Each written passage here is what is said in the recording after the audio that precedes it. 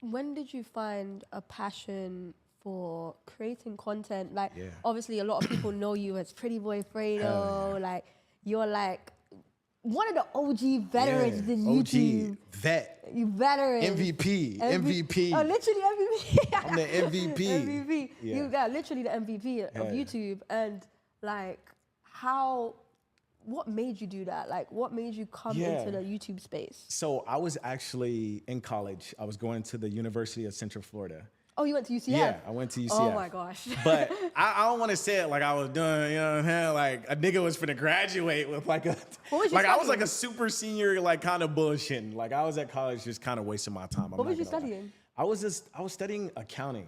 Accounting? Yeah, because I would not expect that, not gonna lie. I don't know, like my parents have like accountants in their family. Like they're like the head CEO of what is it?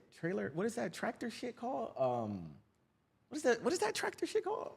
Oh no, my brain. What is it called? Anyway, the CEO is a part of my family's, they're a part of my parents' family. And he's a multi-millionaire.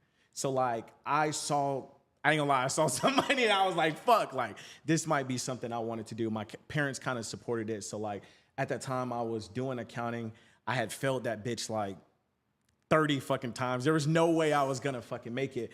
But I was in college, I was kind of bullshitting, and then I kind of just stumbled into like Twitch, into like YouTube. You know, at that time, it wasn't like niggas that, you know, really on and kind of doing it like you can kind of see it now. But there was a few people out there I seen doing it, and I kind of got inspired by it. I was always like a little gamer and shit, so like, I just kind of like stumbled into it. It was something that just kind of happened, you know? And it's Tractor Supply, that's what it's called, and bless you. Tractor Supply, oh, okay. I was like, what are we talking about? So the CEO of Tractor Supply is actually like a part of my parents' family, like, and I've seen the shit that this dude has like in firsthand, like big ass fucking cribs and shit. So like, it was inspiring as a kid, you know?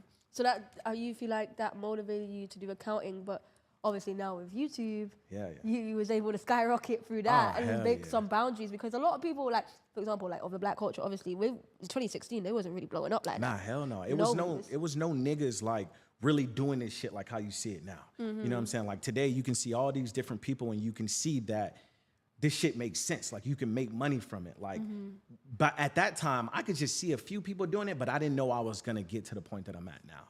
Like, I didn't know I could become a millionaire. I didn't know that I could make a name for myself, that people will recognize me like anywhere I go, you know, type shit. So. Why do you feel like people are attracted to you? Like, why do you feel like people engaged with you? Like what makes like? I honestly think it's just like, you know, when I started YouTube, I just was always myself, you know, like just carefree, wild, just energetic, just having fun, like just being myself. I felt like it was something they had never saw before, so they just kind of gravitated towards it. They gravitated towards my energy because like how I am in real life, like I'm very energetic. I love to have fun. Like I'm just a lit nigga, like in general. So I think that's what like made them gravitate, because at that time there was nothing on the internet like that, you know? Yeah. And you had your little puns like, oh, fuck, I forgot. Oh my God, it's been so long. I've seen your YouTube videos. You was like, oh, what was the thing when you used to do the shot? And used to be like, oh, I was like, let that bitch drop. Let that bitch drop. Yeah. And then obviously, how long were you with Jasmine? Like, was you with her during the time that you were doing 2K? So like, me and Jasmine, we met like shortly after high school. We actually went to the same high school. And we met shortly after, and we were together for quite a while. Like before I started YouTube, we were probably together for like, I would say like 3 years, maybe. And then when I started to blow up and shit, you know, she was there the whole time. So obviously you went from gaming to now doing more social experience with real life pranks, and like relating it to 2K, like obviously one of the biggest videos was throwing the PlayStation in the pool, the marriage proposal, and all of that. what more was that? But yeah, I remember what more, Florida Mall. Nah, for yeah, sure. like I think that hit 50 million views. Yeah, no, some and crazy shit. That skyrocketed you to create a whole new niche. Yes. And now you're like continuing with that niche.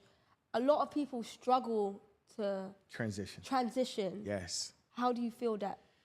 a lot of people For me, like I was never afraid to like transition. I was never afraid to step out of the box and try something different. Like if you don't try something different, you'll never achieve anything. You know, if you stay in your comfort zone, if you stay comfortable, you're never gonna grow. So like I knew when I was doing gaming, I knew it was cool and I knew people fucked with it and I was growing and shit was getting good. But I knew if I wanted to get to that next level, I had to take it up a next level. I knew that if I added Jasmine, all right, I don't just have niggas that want to watch me. I have niggas that want to watch me and Jasmine. You know what I'm saying? I might have a few, you know, extra people. I might get some girl viewers. Like I've always known in my entire career when was the next time to transition. Like always. I never just was stagnant or just like let the time just like flow past or got too comfortable. Like I always look to level up, like no matter what, and find a way to transition and get better. Yeah, 100%. Yeah. You guys need to listen to that advice. That's a kid. No, for real. Like a lot of people there, they get scared, they get complacent, they get comfortable. Like me, I'm never comfortable. I don't care how much money I make. I don't care how much fame that I see. I don't care how many subscribers I get. Like I want more. Like I've always had the mentality, like I'm gonna be the best. I wanna be the best. I wanna be the coolest, flyest, richest nigga, like in the world, like in whatever it takes, I'm gonna get there, you know? So like, that's always like been my mindset, you know? 100%. And a lot of people, they're scared of being uncomfortable. Yeah. Like a lot of people, because they're scared of being uncomfortable, they never level up to the next level because they're scared of being uncomfortable. But a lot of people don't realize if you don't get uncomfortable, you're never gonna level up. You're gonna stay where you're gonna stay where you are. You gotta take that risk. You gotta take that shot that you never take. That might be the shot that hit. But, you know, I think a lot of people, too, they're just afraid to fail. Yeah. Like, they don't understand, like, there are people that get lucky through this shit, and they blow up, you know? But there's a lot of people that had to stumble 10 times just to get to that first step, you know? So it's like everybody's journey is different. You just got to appreciate yours, you know? Yeah. Now, being a father. Hell yeah. Ava is the cutest my baby ever. My baby, the love of my life. I've literally seen her grow up from YouTube, from losing her first tooth, everything. Hell yeah. Being a dad, how is that for you? Man, being a father is one of the greatest gifts on this world. Like the moment my daughter came into this world, like my life changed and my purpose changed. And that was the first time that I experienced like truly unconditional love. Like, damn, I would do anything for this girl at any moment. And man, like being a father, like I can go on all day long about it. But like, obviously, like my situation of not having my biological parents, it inspired me to want to be a great father. You know, like every birthday gotta be the best. I gotta spend 30, 40, 50, 60. I don't care, like whatever my daughter has, she has to have it because I grew up not having those things. I grew up not having that luxury of like having a great mom, having a great dad. So it's like fatherhood is like the most important thing to me. Like before YouTube, before anything, like my daughter is number one.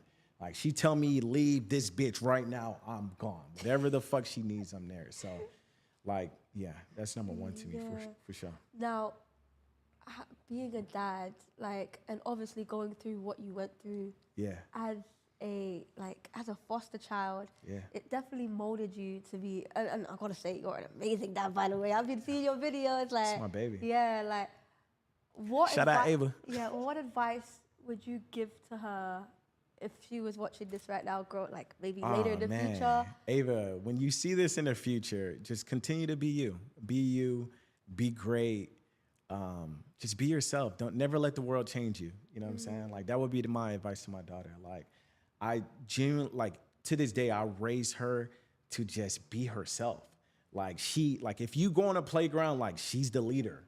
She's the most confident one. Like, you feel like she got that from you? Yeah, she did. Like she got to live out the childhood that I couldn't. Yeah. You know what I'm saying? With like no repercussions, no boundaries, no nothing. Like, you know what I'm saying? Like that's that. So Ava, when you see that, just do that. I love that for her. Yeah. Now, actually, I did kind of want to talk about some stuff